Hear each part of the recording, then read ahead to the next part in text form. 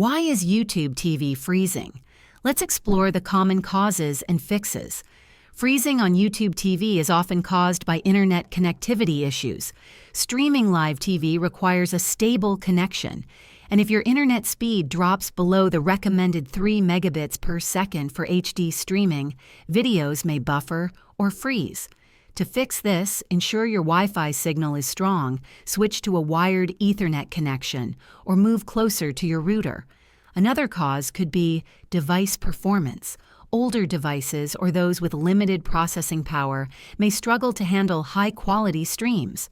Restarting your device or updating its software can often resolve this issue. Additionally, server outages on YouTube TV's end can cause freezing. Check their official social media channels or status pages to see if there's an ongoing outage.